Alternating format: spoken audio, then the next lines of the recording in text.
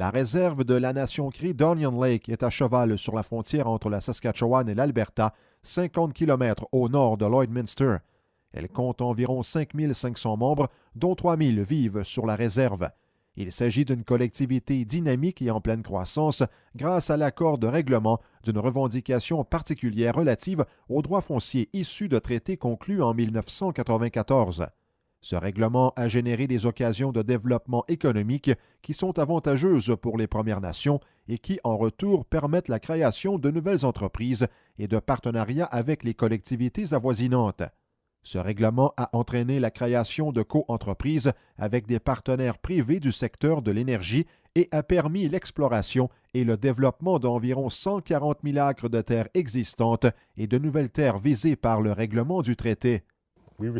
Nous avons reçu environ 30 millions de dollars et cela nous donnait le droit d'acheter une certaine quantité d'acres de terre. Nous avons décidé d'acheter de vastes étendues de terre au nord d'Onion Lake, qui contenaient d'importants gisements pétroliers et gaziers. Lorsque les terres ont été annexées à la réserve, nous avons également obtenu les minéraux.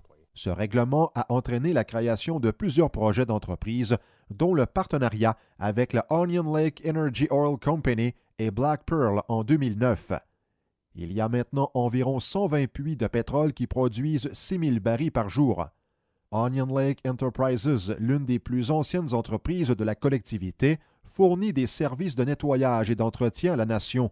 L'entreprise Askey Apoy Hauling est responsable du transport des fluides et fournit des services de camions-citernes sous vide pour les 3 compagnies pétrolières d'Onion Lake.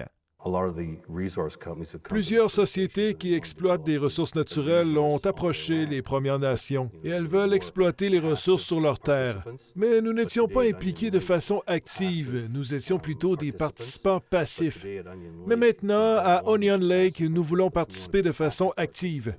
Le règlement des revendications particulières permet non seulement au Canada de respecter ses obligations envers les Premières Nations, mais les négociations mènent aussi à des solutions définitives qui profitent à tous en plus de lever l'incertitude et de procurer des avantages à l'ensemble de la population canadienne. La conclusion de cette revendication de droits fonciers issue de traités représente un nouveau départ pour la Première Nation d'Onion Lake sous la forme d'une occasion d'affaires dont la collectivité a su tirer profit pour générer des perspectives économiques. Nous sommes passés d'une entreprise d'environ 35 millions de dollars à une société de développement commercial de 60 millions de dollars. Le fait de créer de la recherche pour notre nation permet à cette dernière d'aider la collectivité en développant des infrastructures. Vous savez, d'une certaine façon, la collectivité d'Onion Lake s'aide elle-même. Mais nous aidons également les collectivités qui nous entourent. En fin de compte, tout le monde profite de ce que nous faisons à Onion Lake. Pour en savoir davantage au sujet des revendications territoriales particulières et de la série de vidéos Corriger les erreurs du passé, consultez le site aadnc.gc.ca ou rendez-vous sur youtube.com/AADN Canada. Un reportage de Denis Lépine.